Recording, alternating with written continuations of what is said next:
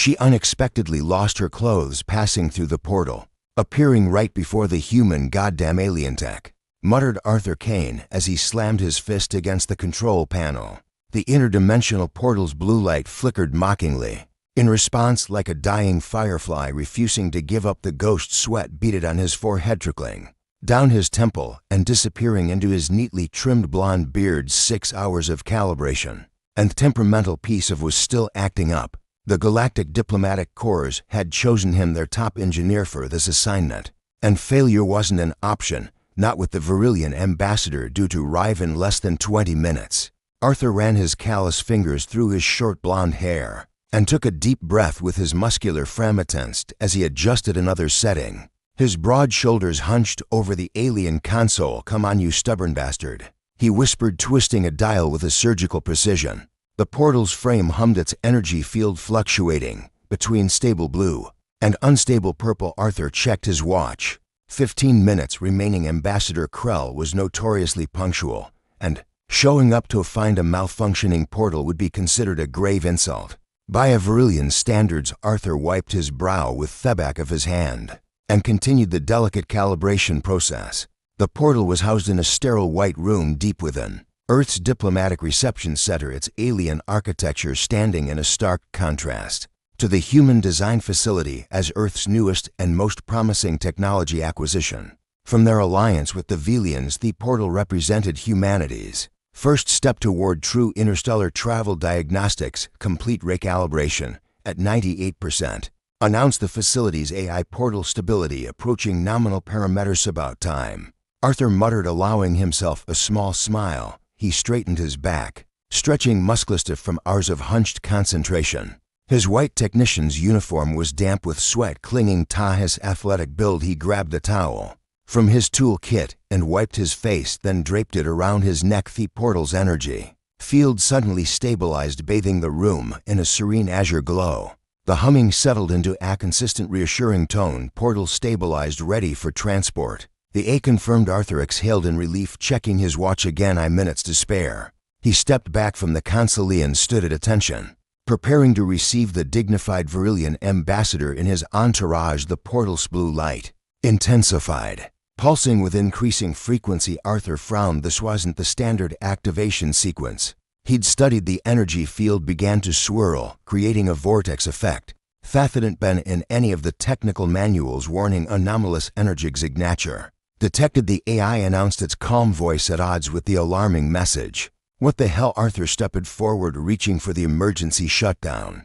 Before his fingers could touch the controls, the portal flashed blindingly bright, forcing him to shield his eyes. When the light faded, Arthur lowered his arm, and his jaw dropped. Standing in the portal chamber was not the stern Virillian ambassador he'd expected, but a completely naked humanoid female. Her peached skin glistened with droplets of what looked like transport residue. Long white hair cascaded over her shoulder centers, with tentacle-like appendages marked with faint violet stripes.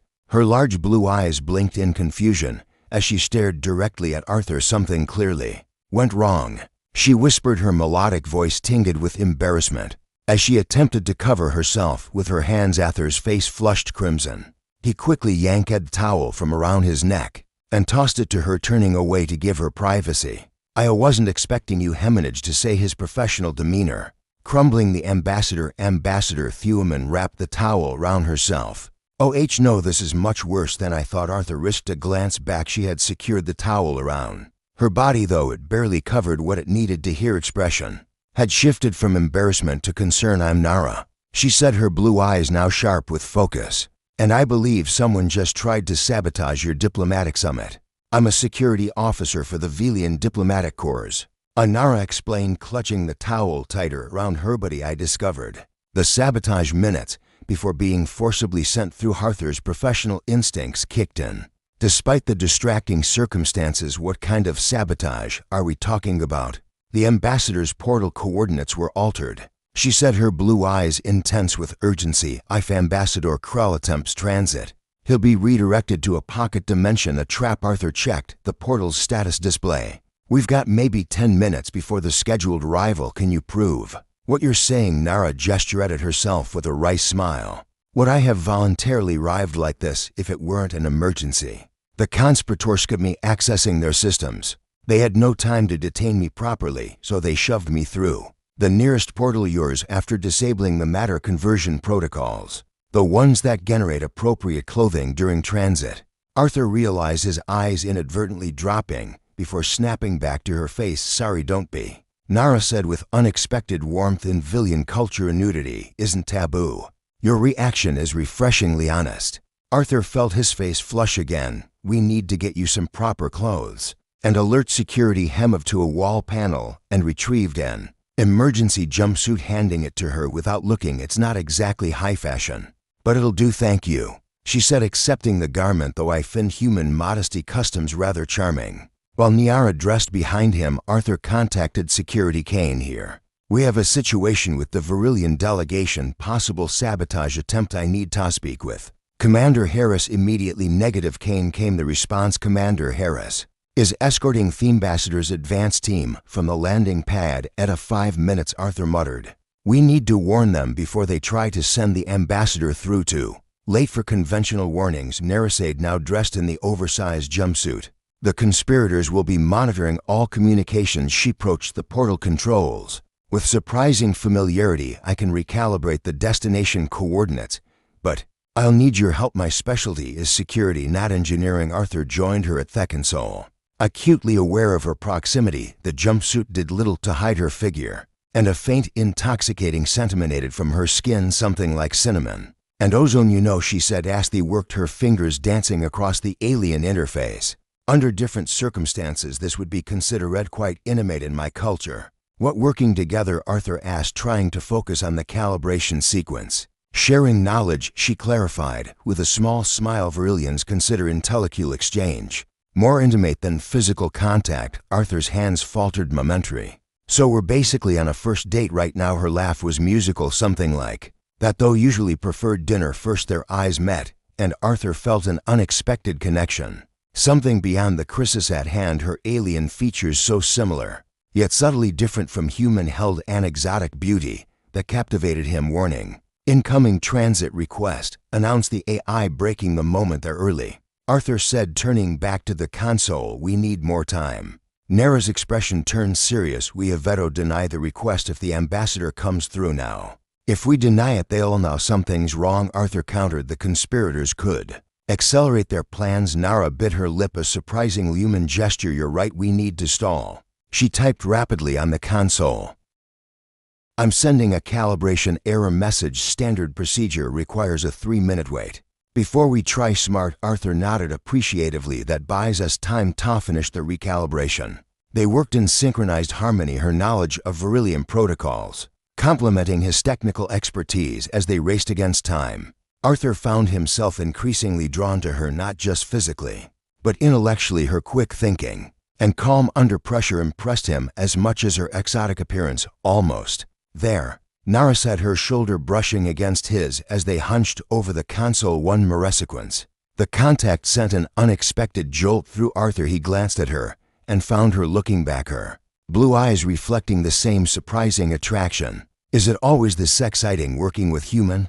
she asked, her voice softer. "Only on the good days," he replied with a grin. The console chimed as the recalibration completed successfully. Just in time, the portal began to activate again, the energy field swirling with purpose wetted it. Arthur said, relief washing over him. Nara's hand found his and squeezed gently. "Yes, we did." As the portal stabilized, preparing to receive its intended visitor, Arthur became acutely aware that whatever danger they had just averted was likely only the beginning. But with Nara at his side, he felt strangely confident about facing whatever came next. The portal hummed to life, its blue energy field swirling like a liquid sapphire. Arthur and Niara stepped back, maintaining a professional distance despite the lingering electricity. Between them, Ambassador Krull emerged, a tall, distinguished Virillian male with silver-streaked white hair and lieu that bore the elaborate markings of high rank. Unlike Niara's dramatic entrance, hurried fully clothed in formal diplomatic regalia, his sharp eyes took in the scene, lingering momentarily on Niara and her ill-fitting jumpsuit. "Officer Niara," he acknowledged with a slight nod. "Your unorthodox methods continue to surprise me, Ambassador." She replied with a formal bow. "I apologize for the circumstances." But no apologies necessary. Krell raised a hand. Your warning reached my security detail. Just before I was scheduled to transit, a preliminary investigation confirmed your suspicions, Arthur. Stepped forward. Ambassador, I'm Arthur Kane, the technician assigned to the human hosted officer. Nara. Krell finished studying Arthur with newfound interest. Your quick thinking prevented a diplomatic catastrophe. The Virillian hegemony owes you a debt. Arthur nodded respectfully. Just doing my job, sir. Unfortunately, Krell continued, his expression darkening. What we face extends far beyond a simple sabotage attempt. He glanced around the room. Is this area secure? Yes, Ambassador. Arthur confirmed. Standard diplomatic protocols. No surveillance. Krell lowered his voice. Anonymous. The conspiracy reaches the highest levels of both our governments. I have reason to believe certain factions are working to sabotage the upcoming Galactic Accord. Yarazlu stiffened. Averilian expression of alarm. The peace treaty. But why war? Proteus relations. Those who fear change. Krell replied grimly. They operate through a shadow organization called Theeternal Divide. Arthur frowned. And you think they have operatives in Earth's government? I know they do, Krell said. Which is why I can trust very few people right now, including my own security. Detail. He turned to Yara. Your unexpected arrival through this portal has provided an opportunity. You're not officially here, which means the conspirators don't know about you. What are you suggesting, Ambassador? She asked. In 3 days there's an exclusive diplomatic gala at Theorbital Nexus Station. Every high-ranking official from both sides will attend. Krell's eyes moved between them. I need you both to attend undercover and identify the conspirators. Arthur blinked in surprise. I'm just a technician who can recognize portal sabotage, Krell countered, and who has already demonstrated loyalty to the Alliance. Nara stepped closer to Arthur. Her shooter brushing his. We'll need credentials, equipment, all arranged, Krell assured them. You'll pose as a bonded pair, a minor Virillian noble and her human consort. Such arrangements have become fashionable since our species began diplomatic relations. Arthur felt heat rise to his face. At the implication, a glance at Nara revealed a subtle violet flush across her cheeks, the Virillian equivalent of a blush. A bonded pair, she repeated. That would require considerable cultural preparation. Krell's expression remained impassive. I'm aware of the implication, Sci-fi. Nara, however, the cover must be convincing. The eternal divide will be watching for infiltrators. We'll make it work, Arthur said with more confidence. Then he felt the prospect of posing as Naira's consort stirred complicated feelings, professional concern mixed with undeniable attraction. Good. Krell handed them each a small data crystal. These contain your cover identities and intelligence briefings. Memorize them, then destroy them. He checked his timepiece. I must proceed to the official reception. My first arrival on Earth must appear as scheduled. With a formal bow, he added, the fate of our alliance rests with you both. After Krell departed, an awkward silence fell between Arthur and Nara. So, Arthur finally said, a bonded pair, huh? Nara's lips curved into a smile. In Vielian culture, such bonds are comprehensive. Arthur raised an eyebrow. Intellectually, emotionally, physically. She explained, her blue eyes meeting his with unexpected boldness, to convincingly pose as my consort. You would need to understand Virian customs intimately. The word intimately hung in the air between them. I'm a quick study, Arthur replied, his voice lower than intended. Nara stepped closer. The space between them charged with possibility. There are nuances to Virillian bonding that can't be learned from data crystals. Her hand reached up, hesitating, just short of touching his face. For instance, bonded pairs share a specific type of energy exchange. It would be immediately obvious to other Virulans if we hadn't harmonized. Arthur swallowed hard. Harmonized, it's a physiological process. And she explained, her fingers finally making contact with his jaw. Quite pleasant, actually. The touch sent a current of warmth through Arthur's body. I'm willing to learn whatever is necessary for the mission. Nara's lip curled slightly, a sign of pleasure. He guessed, we have 3 days to prepare. It should be just enough time if we're dedicated to our training. As she spoke, her other hand found his. Their fingers intertwining. The simple contact felt more significant than it should have for the mission. Arthur agreed, though both knew their mutual attraction had already transcended professional necessity. Fourth mission. Niara echoed, her eyes suggesting much more. The diplomatic apartment provided by Ambassador Krell was luxurious by any standard. A penthouse suite overlooking New Geneva's glittering skyline. Florida ceiling windows offered panoramic views of Earth's premier diplomatic district. where humans and aliens from a dozen worlds conducted the business of peace. Arthur whistled as they entered. Nice digs. Guess being conspirators has its perks. Counter-conspirators, Niara corrected with a smile, setting down the secure case containing their mission materials. She ran her fingers along a polished stone countertop. This apartment is designed for Virillian comfort while accommodating human guests. Note the higher ambient temperature and humidity. Arthur loosened his collar. I noticed feels like Florida in August. Is that unpleasant? Why? Asked, concerned in her blue eyes. No, just different, he assured her. Part of the cultural exchange, right? Her expression brightened. Exactly, which reminds me. She activated a small device from her pocket which emitted a soft pulse privacy field. Now we can speak freely about our mission and our cover. Arthur nodded, trying to maintain professionalism despite the intimate implications of their assignment. He unpacked the data crystals, projecting their contents onto the apartment's holographic display. Lady Niara Belcher, he read from her cover profile, minor noble from the southern archipelago of Viril, known for her interest in human culture. And he paused, eyebrows rising. Progressive views on interspecies relations. Nara's Lou curled in amusement. And you are Arthur Tiberius Kane, Earth's leading expert on Virillian technology, and my officially registered human consort of 3 months. Tiberius, Arthur groaned. Someone in intelligence has a weird sense of humor. I like it. Naira said, stepping closer to study the projection. Strong, classical like you.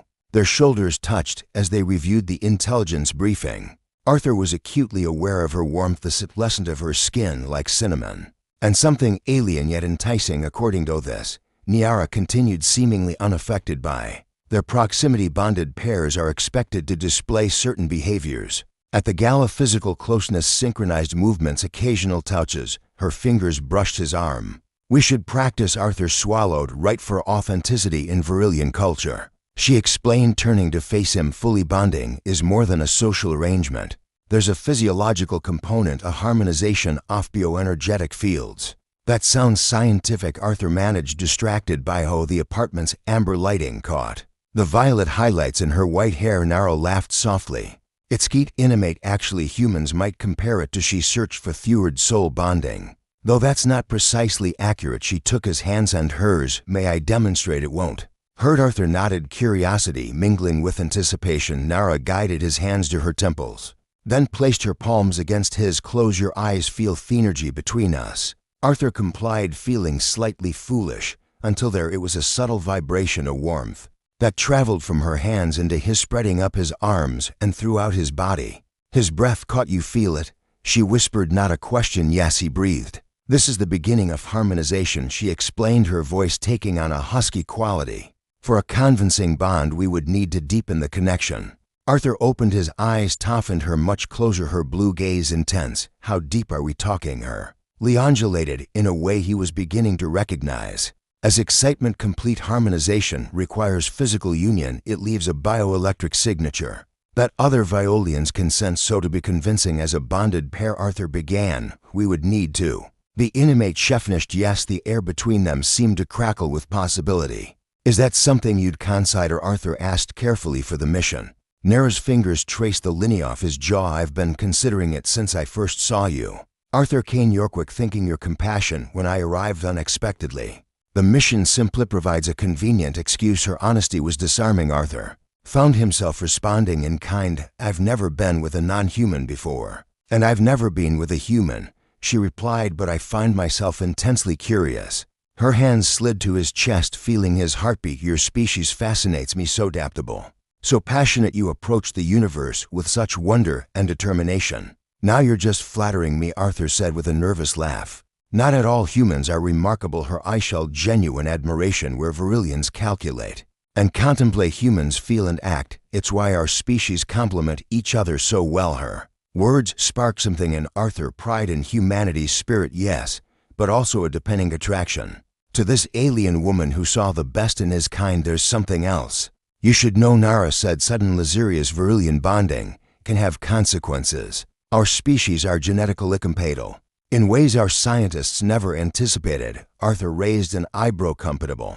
How reproduction is possible, she stated matter-of-factly. Rare. Root documented the implication hung between them, adding weight to their Potential intimacy. I should have mentioned it sooner, she added, looking uncertain for the first time. If that changes things, Arthur silenced her concern by gently cupping her face. It doesn't. I just appreciate knowing their forehead stouts the energy between them intensifying the mission. The conspiracy varying faded against the reality of this moment. This connection forming between human and Byllian. Show me, Arthur whispered. How to harmonize. Nisha's smile was answer enough as she led him deeper into the apartment, the city lights painting patterns across their skin as clothes were shed, and boundaries between species dissolved into something new and wonderful. Arthur awoke to the soft glow of dawn filtering through the apartment's tinted windows. Beside him, Nara slept peacefully, her white hair spilled across the pillow. Lou occasionally litwing with dreams. The events of the night before their harmonization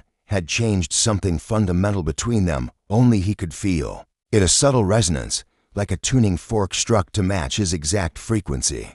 He brushed a strand of hair from her face, marveling at how quickly the universe could transform. 3 days ago he'd been a technician fixing a portal. Now he was bonded to a Varillian security officer preparing to infiltrate a conspiracy that threatened galactic peace. And somewhere during that whirlwind, Hada began falling for her. The communication panel by the bed chimed softly. Arthur carefully extracted himself from Nair Sembris and tapped the receive button. Keeping the volume low, Ambassador Krill's face appeared, his expression grave. Kane, is Officer Niara with Yusha's asleep, Arthur replied, angling the screen away from the bed. Wake her, this is urgent. Something in Krell's tones and a chill through Arthur. He gently roused Niara, who blinked awake and immediately sensed the tension. Ambassador? She asked, wrapping a sheet around herself as she moved into view of the screen. The timeline has accelerated, Krell said without preamble. The treaty signing has been moved forward to tomorrow evening, immediately following the gala. Arthur and Nira exchanged alarmed glances. That's impossible, Nara protested. The final provisions haven't been negotiated precisely. Why, I believe Theeternal Divide is behind the change, Krell replied. They're forcing a premature signing to exploit unresolved issues if the treaty fails. Due to hasty implementation, war becomes inevitable, Arthur finished grimly. Krell nodded. You now have less than 24 hours to identify the conspirators. The gala begins at 1900 hours. Your credentials and attire will be delivered by a secure courier at noon. The transmission ended abruptly, leaving them in stunned silence. While Arthur finally said nothing, like a deadline to focus the mind. Nara's Lou curled with determination. We need to review Thegist list, identify potential suspects. She rose from the bed at the sheet falling away as she reached for a datapad. Completely unself-conscious about her nudity, Arthur found himself smiling at this cultural difference. Varillian comfort with the natural body versus human modesty. What? She asked, catching his expression. Just appreciating interspecies. He replied with a grin. Her eyes sparkled with mischief. Last night was certainly diplomaticus. That what the kids are calling it these days. They shared a laugh, the intimacy of humor, bridging their different worlds, but the moment of lightness quickly gave way to the gravity of their mission. Nara projected Gala's guest list, highlighting several names. These officials have access to both the treaty negotiations and portal technology. Arthur studied the list. We need to narrow it down. Theeternal Divide wouldn't trust this operation to just anyone. Agreed, we should look for those with military backgrounds, financial ties to weapons manufacturers, or known isolationist views. They worked through the morning, their newfound connection enhancing their collaboration. Arthur found he could anticipate Nara's thoughts, completing her sentences as they built profiles of potential suspects. This harmonization thing, he said during a brief break, it's affecting how we work together, isn't it? Nara nodded, her expression soft. The bioelectric resonance creates a form of empathic awareness. It's stronger than I expected with a human partner. Is that unusual? Very. She touched his face gently. It suggests exceptional compatibility. Implications hung between them. This was no longer just about their cover story. The secure courier arrived precisely at noon, with 2 garment cases in a small box containing their credentials and communication devices. Nira's gown was a masterpiece of Varillian design, flowing fabric that shifted colors with her movements, accentuating her alien beauty while remaining elegant. Arthur's formal attire was similarly impressive, a human tuxedo with subtle Villian elements that marked him as a consort. As they dressed, Niner explained more about what to expect. Varillian nobles will immediately sense our harmonization. It will authenticate our cover better than any documentation. So last night wasn't just for fun. Arthur teased, adjusting his cuffs. It served multiple purposes. She replied with a slicious smile, all of them satisfying. Their preparation was interrupted by another incoming transmission.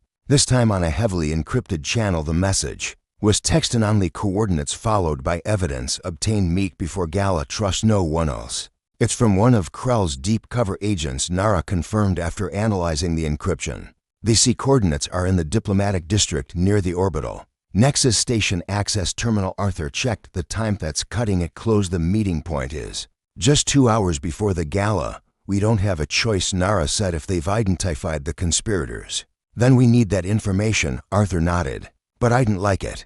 Why not transmit the data directly to risky quantum communications? Can be intercepted. Cheskized his hand. We go together. Our harmonization makes us stronger. The simple confidence in her voice steadied him. Whatever dangers lay ahead, they would face them as one, human and Virillion, united by something that transcended both their species and their mission. As they made final preparations, Arthur caught Niara studying him with an intensity that went beyond professional assessment. What is it? He asked, never expected.